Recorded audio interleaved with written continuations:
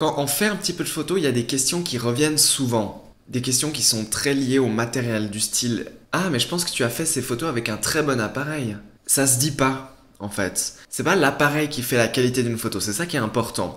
À quel moment l'appareil photo peut faire de vous un meilleur photographe? Spoiler alerte, c'est pas une question de mégapixels. Aujourd'hui, nous allons parler d'un appareil photo qui va réellement faire de vous un meilleur photographe.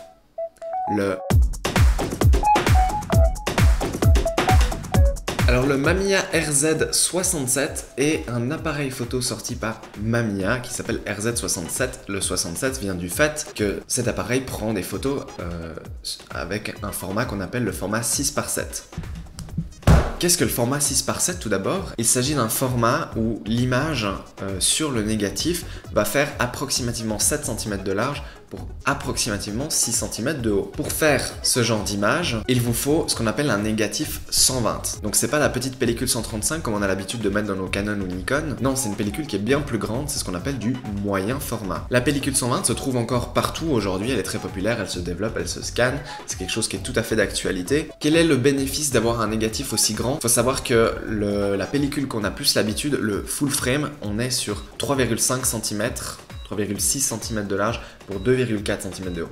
Donc en fait, un capteur full frame ou une image prise avec une pellicule 35 mm, du 24-36 comme on dit, on pourrait la mettre 5 fois dans la taille du négatif fait avec ce Mamiya 6.7.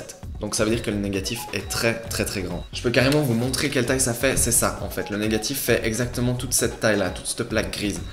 C'est vachement grand. Avoir un négatif aussi grand, étant donné que les négatifs sont tous faits de la même façon, que vous utilisez un tout petit APS, un 35 mm ou du moyen format comme ici du 120, c'est l'émulsion est la même, donc la définition est la même. La définition c'est le nombre de points par pouce par exemple, donc c'est la densité de la netteté de l'image. Ça veut dire que si on a un négatif qui est 5 fois plus grand, on a une qualité qui est 5 fois plus grande. Donc il y a un immense gain en qualité. Une autre chose qui fait que le moyen format est très intéressant, c'est que tous les objectifs que vous allez utiliser vont apparaître beaucoup plus larges que sur du 35 mm.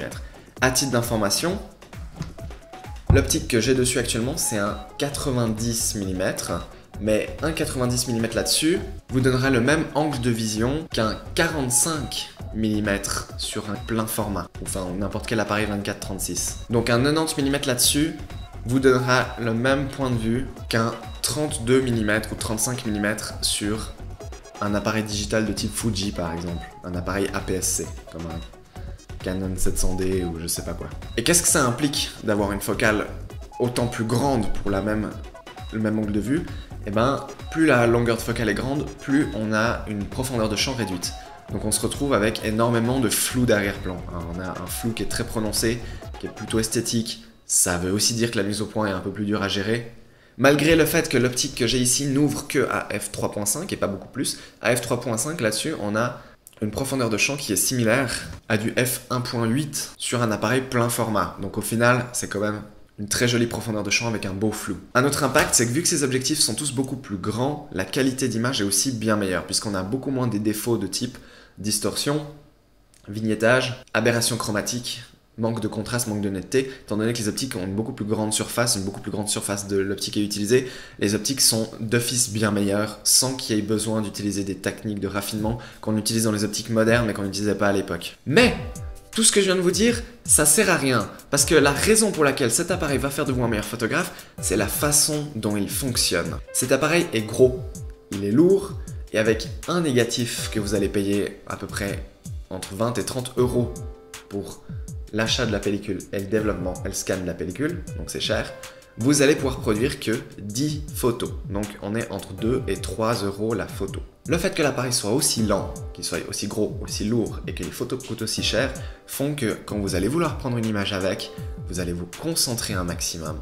Vous allez vraiment réfléchir à ce que vous faites et les photos seront bien mieux réussies qu'avec n'importe quel appareil digital. Vous avez l'habitude de pouvoir cliquer autant de fois que vous le voulez sans que ça ait aucun impact sur votre porte-monnaie ou sur l'appareil. Et c'est ça, c'est ce point précis qui va faire de vous un bien meilleur photographe. C'est un type d'appareil que je recommande absolument de tester au moins une fois dans sa vie. Si vous n'avez pas l'occasion ou la chance de pouvoir en acheter un, peut-être que quelqu'un en a un et pourrait vous le prêter parce que c'est vraiment des appareils extraordinaires et je pense que c'est une grande partie de l'histoire de la photographie.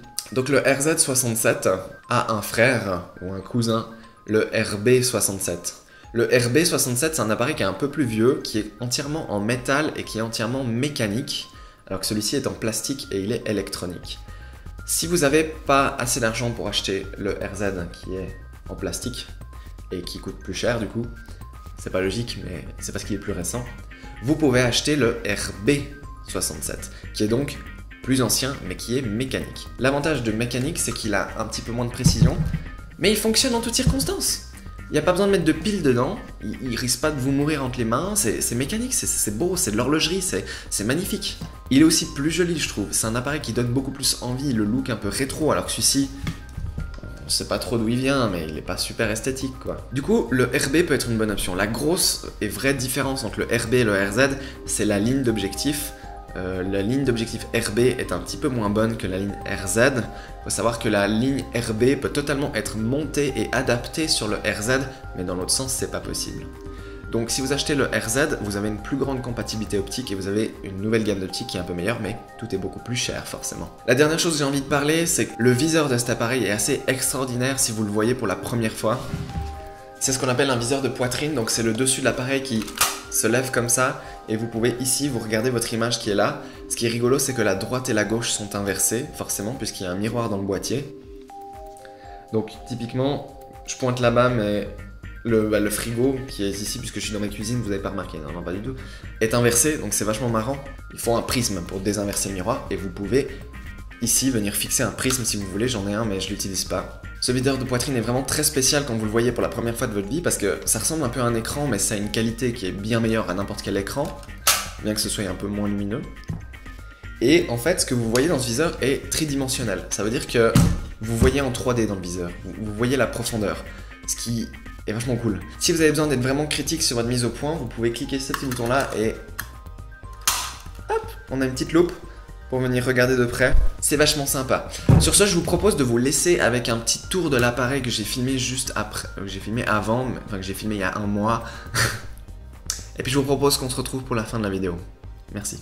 Très bien, maintenant je vous propose de vous montrer un petit peu comment ça fait de l'avoir quelle est sa prise en main. Donc l'appareil est assez gros comme vous pouvez le voir. Bon, j'ai des petites mains donc c'est pas une excellente méthode pour comparer. Mais voilà. L'appareil, comment fonctionne-t-il? Donc ici, vous choisissez votre diaphragme. Ici, vous choisissez votre vitesse, à moins que vous utilisiez une optique RB, puisque les optiques RB, le choix de la vitesse se fait sur l'objectif. Cette position est prévue pour un prisme avec une cellule. Et à ce moment-là, si vous mettez le prisme avec la cellule, si vous passez là-dessus, la vitesse se règle sur le prisme. La mise au point se règle comme ça. Donc l'appareil utilise un système de soufflet, ce qui vous permet de faire de la très très bonne macro. Plus vous avancez, donc plus vous êtes proche de votre sujet, plus ça fait de la macro, mais plus l'image est sombre. Donc ici on a une petite carte qui vous explique comment surexposer ou sous-exposer en fonction de combien vous sortez votre objectif. Le viseur, il est là. Comme je vous ai dit, la gauche et la droite sont inversées. Le viseur est plutôt lumineux, pas autant lumineux qu'un Hasselblad, cela dit. Après, je pense que ça dépend aussi de l'optique que vous mettez dessus. Par défaut, il n'y a pas de stigmomètre, mais je pense qu'il est tout à fait possible de changer la plaque de verre, en fait, donc le verre dépoli, pour avoir un viseur peut-être plus lumineux, je ne sais pas. Et ici, hop, vous faites popper la loupe qui a ici tout autour un truc qui empêche la lumière d'entrer. Ça, c'est très pratique et très nécessaire pour régler comme il faut sa mise au point. Une des particularités de cet appareil, c'est qu'il fait de la photo en 6 par 7. Ça veut dire que les négatifs font 6 cm sur 7 cm. Approximativement. Et en fait ce qui est génial c'est que si vous voulez faire une photo dans un format vertical ou horizontal, vous n'avez pas besoin de tourner l'appareil sur le côté, c'est un peu débile, vous tournez juste le dos. Donc pour ça vous mettez ça sur R, comme rotation, ce que vous voulez, et hop, vous venez tourner le dos. Et maintenant les photos sont prises en horizontal, et dans l'autre sens, elles sont prises en vertical. Lorsque vous prenez une photo, pour remonter le film, on fait juste ça, et le film est remonté, ça permet aussi de réouvrir l'obturateur et remonter le miroir. Donc je peux vous montrer comment ça sonne. Il y a un mode d'urgence qui s'active comme ça, qui permet de fonctionner même quand il n'y a pas de film. Là vous avez pris une photo, c'est très très bruyant. Et en faisant ceci, vous avez remonté le miroir et vous avez réouvert l'obturateur. Et ça remonte le film au passage. Si vous voulez remonter l'appareil sans monter le film, la technique c'est de venir mettre ici sur M, et à ce moment-là, si vous le déclenchez, quand vous remontez, le film n'a pas avancé. Et ça vous permet de faire plusieurs expositions. M comme multi-exposure, donc exposure, oui, mon anglais est beautiful, we all know that. So multi-exposure, so plusieurs expositions. Après, il faut bien sûr venir le remettre en normal si vous voulez continuer à faire des photos normalement. C'est un appareil 100% modulaire, donc vous pouvez venir changer l'objectif très simplement en faisant ceci. Hop. La monture est assez intéressante, bien que plutôt compliquée à utiliser. Vous mettez l'objectif en face et vous tournez le tour. Ça vous demande 2 mains, du coup c'est pas super pratique parce qu'il vous faut une 3e main pour tenir le boîtier. Et pour le moment les humains n'ont pas 3 mains, donc c'est un peu compliqué. Mais l'idée est très bonne je trouve. Il y a des appareils, enfin des caméras cinéma qui reprennent cette idée, telles que la Canon C700 ou je sais pas, certaines Red peut-être. Aucune idée. En tout cas c'est vachement stylé. Vous pouvez venir changer le viseur. Donc, ça c'est le viseur de poitrine, donc c'est juste une plaque de métal, hein, c'est rien de très intéressant. Là vous voyez qu'il y a des connecteurs parce que vous pouvez venir lui mettre un viseur avec un prisme qui est à l'intérieur, une cellule qui peut communiquer avec le boîtier. Donc je laisse ce prisme mais il est sale, du coup je l'utilise pas.